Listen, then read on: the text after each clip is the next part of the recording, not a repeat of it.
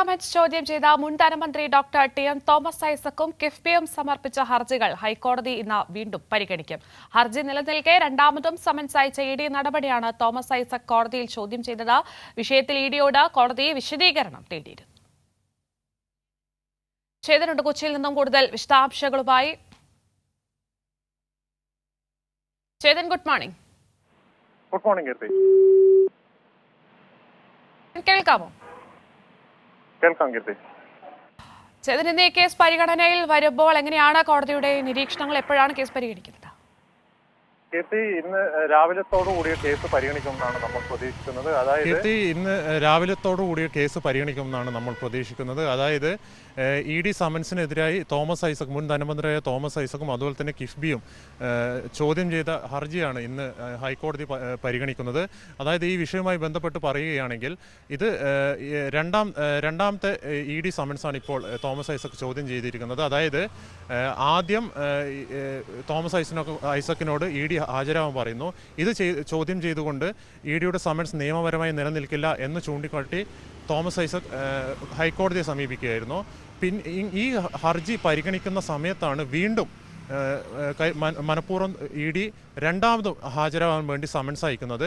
ഇത് ഒരു ഹർജി, നമുക്കറിയാം, ഒരു കേസിൽ ഒരു ഹർജി പരിഗണിച്ചുകൊണ്ടിരിക്കുമ്പോൾ ബന്ധപ്പെട്ട അന്വേഷണ ഏജൻസി തുടർ നടപടികൾ സ്വീകരിക്കാറില്ല. ആ കോടതിയുടെ വിധി വന്നതിന് ശേഷം മാത്രമായിരിക്കും തുടർ നടപടിയിലേക്ക് എടുക്കുക. പക്ഷേ ഇവിടെ ഇ.ഡി. ബോധപൂർവം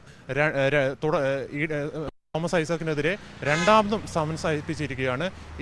ഈ രണ്ടാമതും സമൻസ് അയച്ചതാണ് ഇപ്പോൾ തോമസ് ഐസക് ചോദ്യം ചെയ്തിരിക്കുന്നത്. ജസ്റ്റിസ് ടി.ആർ. രവിയുടെ സിംഗിൾ ബെഞ്ചാണ് ഈ കേസ് പരിഗണിക്കുന്നത്. ഈ കേസുമായി ബന്ധപ്പെട്ട് ഈ കേസ് ഇന്നലെ പരിഗണിച്ചിരുന്നു. അപ്പോൾ ഈ തോമസ് ഐസക് സമർപ്പിച്ച ഹർജിയിൽ മറുപടി തരാൻ കൂടുതൽ സാവകാശം വേണമെന്നാണ് ഇന്നലെ ഇ.ഡി. പറഞ്ഞത്. അതുകൊണ്ടാണ് കേസ് ഇന്നത്തേക്ക് മാറ്റിവെച്ചത്. ഈ കേസുമായി ബന്ധപ്പെട്ട് കിഫ്ബി ഉദ്യോഗസ്ഥരെ ചോദ്യം ചെയ്തിരുന്നു. ഈ കിഫ്ബി ഉദ്യോഗസ്ഥർ ചോദ്യം ചെയ്തതിനുള്ള വിവരം ഈ തോമസ് ഐസക്കുമായി ക്രോസ് ചെക്ക് ചെയ്യാനാണ് വീണ്ടും സമൻസ് അയച്ചിരിക്കുന്നത് എന്നാണ് ഇ.ഡിയുടെ വാദം. എന്നാൽ തോമസ് ഐസക് പറയുന്നത് ഇത് മനഃപൂർവ്വം കരുതിക്കൂട്ടി തന്നെ അപമാനിക്കാൻ വേണ്ടിയാണ് ഇ.ഡി. ഇങ്ങനെ സമൻസ് അയച്ചിരിക്കുന്നത്.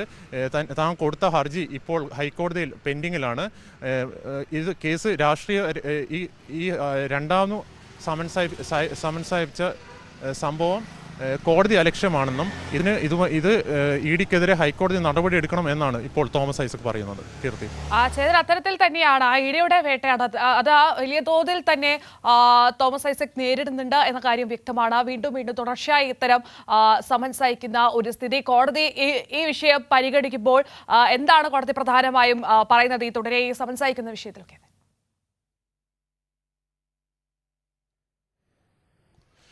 കീർത്തി, അതായത് ഇതിപ്പോൾ തോമസ് ഐസക് സമർപ്പിച്ച ഇ.ഡി. സമൻസിനെതിരായി സമർപ്പിച്ച ഹർജി ഹൈക്കോടതി പരിഗണിച്ചു കൊണ്ടിരിക്കുന്ന അതേ സമയത്താണ് ഇ.ഡി. മനഃപൂർവ്വം രണ്ടാമതും തോമസ് ഐസക് അന്വേഷണ സംഘത്തിന് മുമ്പിൽ ഹാജരാവണമെന്ന് കാണിച്ച് ഹർജി സമർപ്പിച്ചിരിക്കുന്നത്. നമുക്കറിയാം, ഇപ്പോൾ രാജ്യം മൊത്തം ഇ.ഡിയുടെ കേന്ദ്ര സർക്കാർ ഈ അന്വേഷണ ഏജൻസികളെ ദുര്യോഗം ചെയ്യുന്നുള്ള വാർത്തയടക്കം ഉയർന്നു വരുന്ന ഒരു സാഹചര്യം കൂടിയുണ്ട്. അതിൻ്റെ ഏറ്റവും ഒടുവിലത്തെ ഒരു ഉദാഹരണം കൂടിയാണ് ഈ തോമസ് ഐസക്കിൻ്റെ ഹർജി. കാരണം തോമസ് ഐസക് ഇപ്പോൾ ഇലക്ഷനിൽ സ്ഥാനാർത്ഥിയാണ്. അദ്ദേഹം ഇലക്ഷൻ നേരിടുകയാണ്.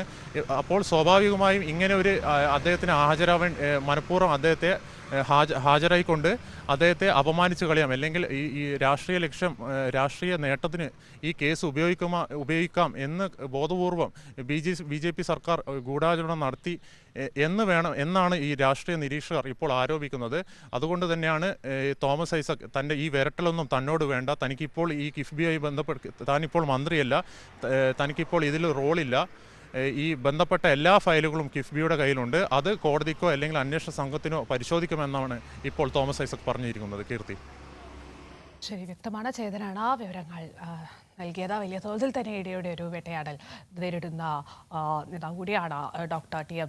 തോമസ് ഐസക്. നമുക്ക് അറിയാം, രാജ്യം മുഴുവൻ ഇപ്പോൾ കെജ്രിവാളിൻ്റെ ഇ.ഡിയുടെ അറസ്റ്റിൽ അതിലൊക്കെ തന്നെ വലിയ തോതിൽ ചർച്ചയായിക്കൊണ്ടിരിക്കുന്നു, വിവാദമായിക്കൊണ്ടിരിക്കുന്ന ഒരു സംഭവ വികാസങ്ങൾ അതൊക്കെ നടക്കുന്ന ഒരു വേളയിൽ തന്നെയാണ് തോമസ് ഐസക് തുടർച്ചയായി ഇ.ഡി സാഹചര്യം ഉണ്ടാകുന്നത്. ഇന്ന് കേസ് വീണ്ടും ഹൈക്കോടതി പരിഗണിക്കുന്നുണ്ട്. ചേതനാണ് കൂടുതൽ വിവരങ്ങൾ.